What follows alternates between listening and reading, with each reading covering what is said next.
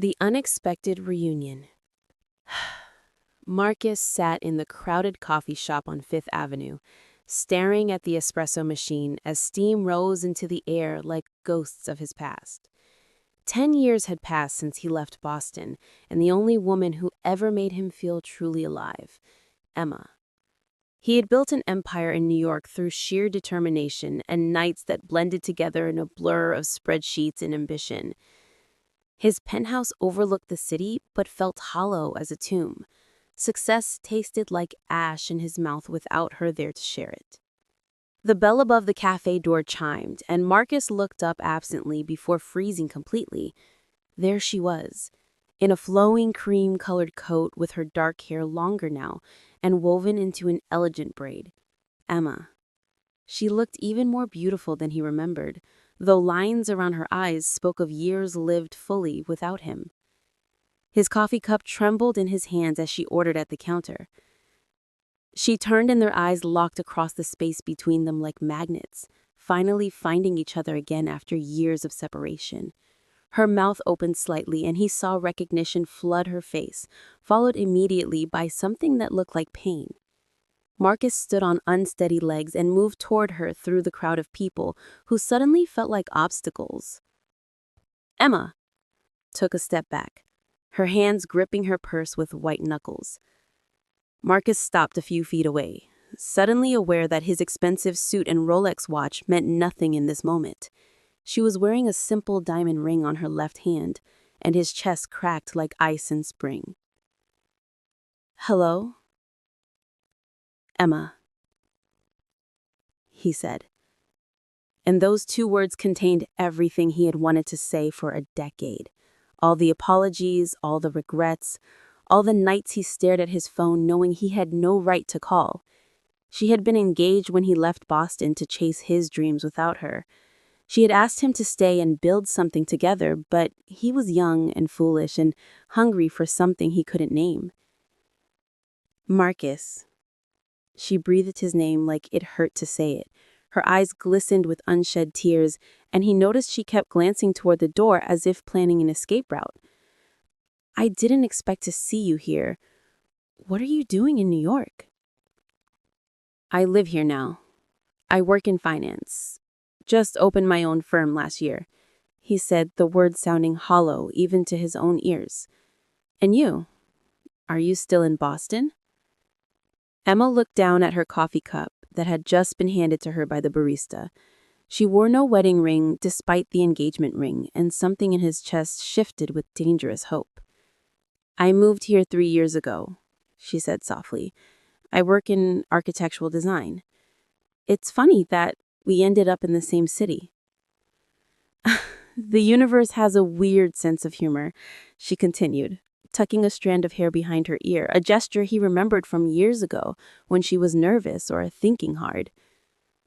"Marcus, my life is complicated right now, and I don't think this is the right time to catch up."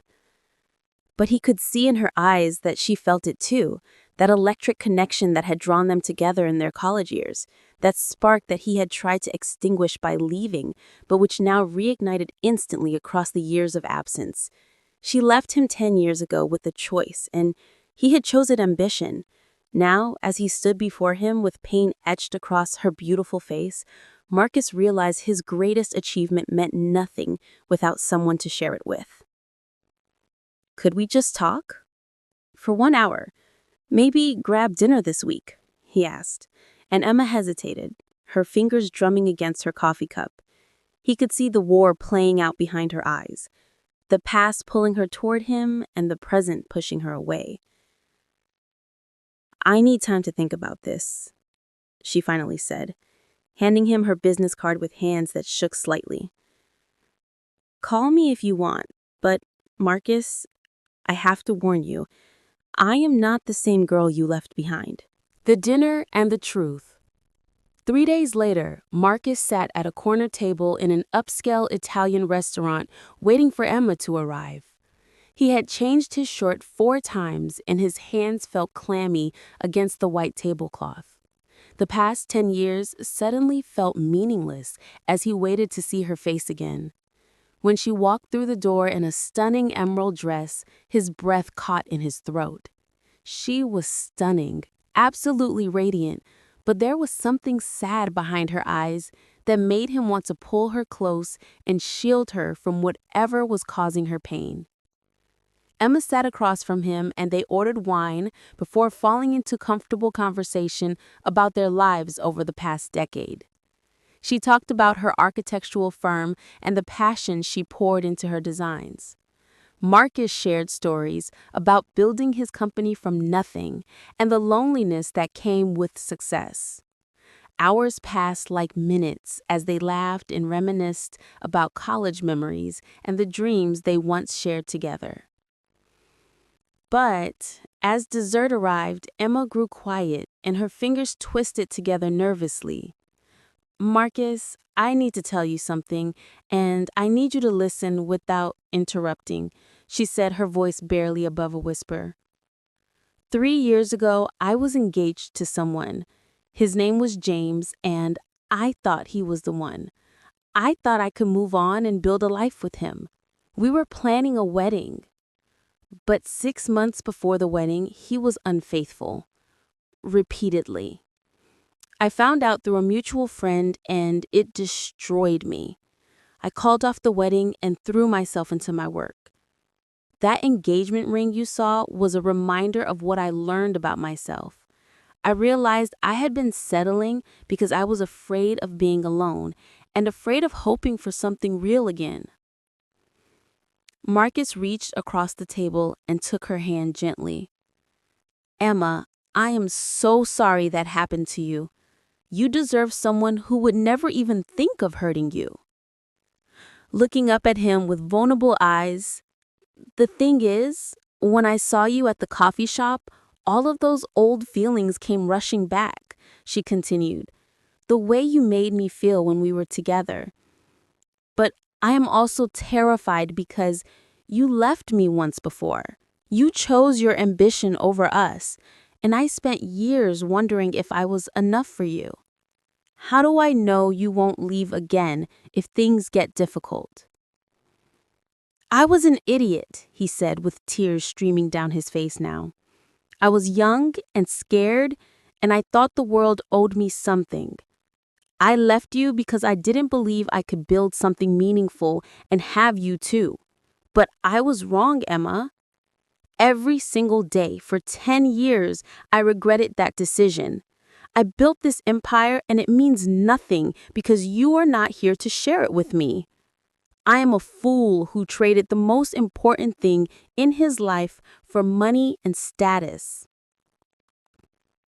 Emma, I know I hurt you, and I know I have no right to ask for another chance, but I am asking anyway. Not because I think I deserve it, but because I cannot imagine my life without you in it anymore. Let me prove to you that I have changed. Let me show you that I am not the same man who left you behind." Emma stared at him for a long moment, her tears mixing with his as the restaurant hummed with the sounds of other diners around them, unaware of the profound moment happening at their table. She squeezed his hand and leaned forward until their foreheads almost touched. "I want to believe you, Marcus. I really do," she whispered. "But believing requires me to be brave, and I have been hurt so deeply that bravery feels impossible right now. Give me time. Let's take this slowly and see if what we feel is real or just nostalgia for who we used to be." Marcus nodded, knowing that time was a gift he would cherish, even if it was the hardest thing he had ever done. They spent the rest of the evening talking, and when he walked her to her apartment building, he kissed her forehead gently, respecting the boundaries she needed to protect her heart. As he walked home through the New York streets, Marcus felt something he hadn't felt in years: hope. Breaking point and breakthrough. Over the next 2 months, Marcus and Emma fell into a rhythm of dinners and walks through Central Park, and stolen moments of connection that left both of them craving more. Their chemistry was undeniable, and Every time they were together, Marcus felt pieces of his heart mending, but Emma still held back, unwilling to fully surrender to what was building between them. She had built walls after James, and breaking them down was a slow, painful process. One evening, as they sat on her apartment balcony overlooking the city, Emma finally opened up about her deepest fears. She talked about the shame of having her engagement called off so publicly in their social circle. She described the therapy sessions, where she slowly pieced her confidence back together. She shared how she had come to New York to reinvent herself and to finally live a life that was just for her, without needing a man to complete her. "And then you showed up," she said, turning to face him with an intensity in her eyes that took his breath away. "And suddenly, all of my plans to stay independent and focused on myself felt less important than the possibility of having you back in my life again. That terrifies me, Marcus, because I know what it feels like to lose myself in a relationship, and I swore I would never do that again." "You will never lose yourself with me, Emma," he said with conviction. "I learned that lesson the hard way. I thought I had to choose between ambition and love, but the truth is they are not mutually exclusive. I want to support your dreams and build mine alongside you. I want a partner, not someone to depend on me." "You are right to be afraid, because what we are doing is risky. But Emma, the riskiest thing we could do is let fear keep us from something real. I am not the same selfish kid who left you. I have spent 10 years trying to fill a void that only you can fill. Let me be in your life, not as the man I was, but as the man I have become." Emma stood and wrapped her arms around him, tears streaming down her face as she finally let go of the walls she had built so carefully. They stood together on her balcony overlooking the glittering lights of New York City, and Marcus felt like he was home for the first time in a decade. "I'm scared, but I'm ready," she said into his shoulder. "I'm ready to trust you and to trust us. Let's build something real together this time. No running away. No choosing other things over what we have." Marcus pulled back and cupped her face in his hands, looking into her eyes with the intensity of someone who had been given a second chance at his greatest dream. He kissed her slowly and deeply, pouring 10 years of longing and regret and hope into that moment. Emma kissed him back with equal passion, and they held each other as the night wrapped around them like a promise. "I love you, Emma," he said when they finally broke apart. "I have never stopped loving you." "I love you too, Marcus," she replied, welcome home. Storms and revelations. Everything seemed perfect for 3 blissful months, until the storm arrived without warning. Marcus proposed to Emma on a rooftop overlooking Manhattan with a vintage diamond ring, and she said yes through happy tears. They began planning their wedding and talking about a future that felt finally within reach.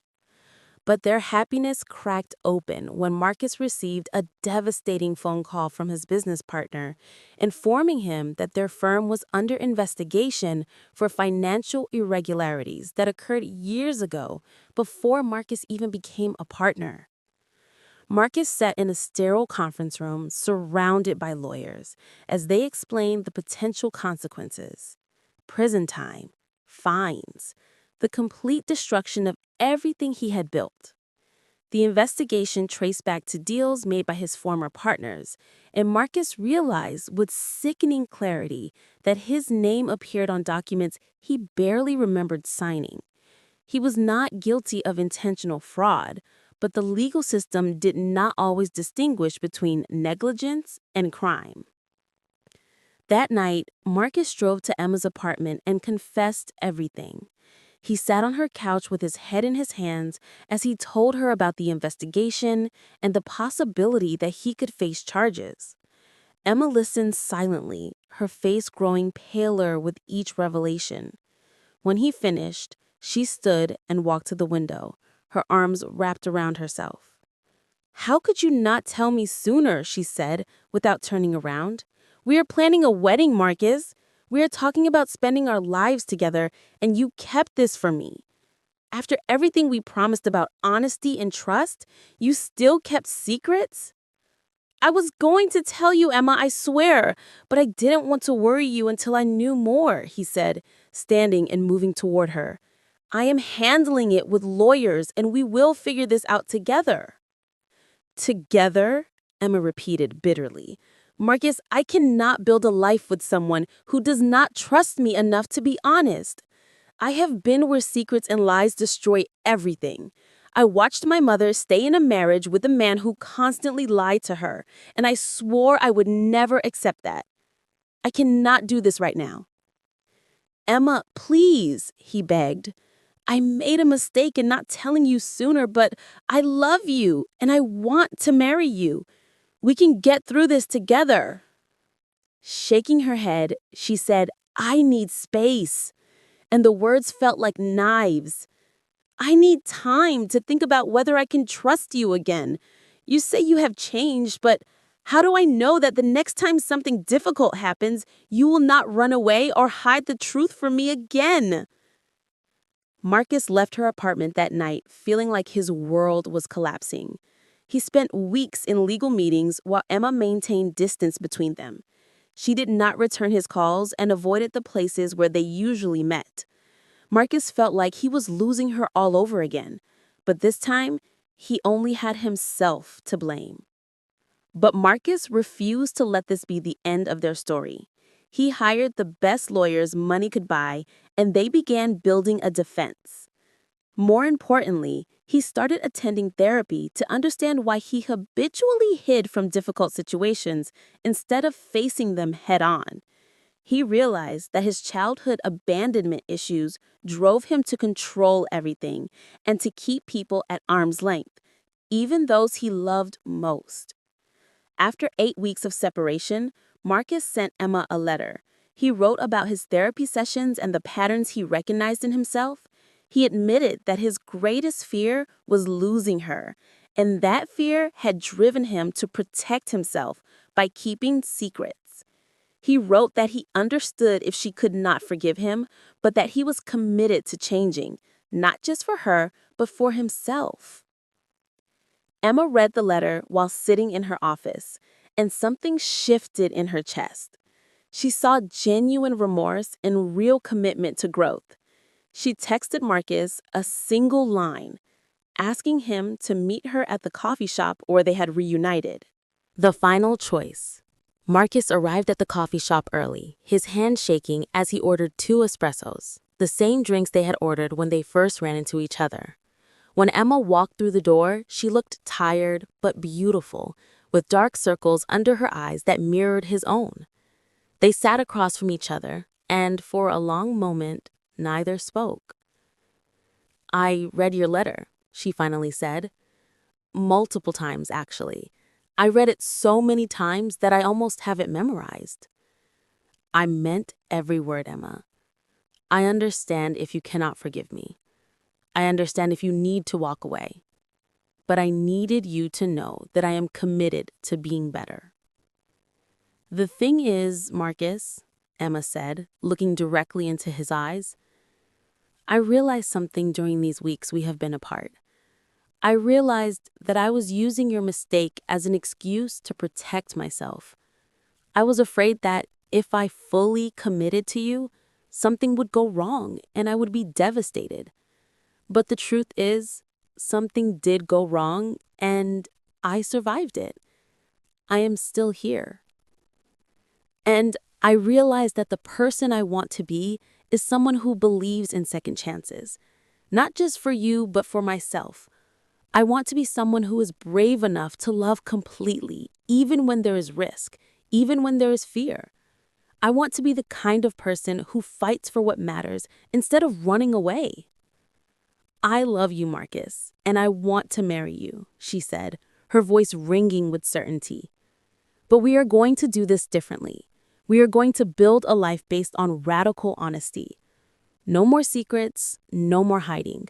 We will face everything together, good and bad. I promise you, Emma, no more running, no more hiding, he said as he kissed her forehead. We will face everything together. The legal battle took another year, but Marcus was acquitted of all charges when evidence proved his partners had forged documents without his knowledge. During that year, Emma and Marcus supported each other through every difficult moment. They built a relationship stronger than either of them could have imagined, based on truth and vulnerability and unwavering commitment. On a sunny afternoon in spring, exactly 1 year after their first coffee shop reunion, Marcus and Emma stood at the altar exchanging vows in front of family and friends. Emma wore her mother's wedding dress, altered with her own design elements, and Marcus could not take his eyes off her as she walked down the aisle. "I spent 10 years running from you because I was afraid Emma was not enough," he said during his vows. "I was wrong. You are everything I have ever needed and everything I will ever want. I promise to spend the rest of my life being honest with you and choosing you every single day." Emma squeezed his hands as she spoke her own vows, telling him how grateful she was that the universe had given them a second chance. She spoke about the power of forgiveness and growth, and the kind of love that does not break under pressure, but becomes stronger instead. As Marcus slipped the wedding band on her finger, Emma smiled at him with such radiance that everyone in the room felt the intensity of what they shared. Their love story was not a fairy tale where everything was perfect. It was better than that. It was real. It was hard-won. It was a testament to the power of believing in second chances and fighting for what matters most. "Welcome home, Marcus," she said, echoing the words she had spoken months before when they finally gave in to what their hearts had always known. They were home because they were together.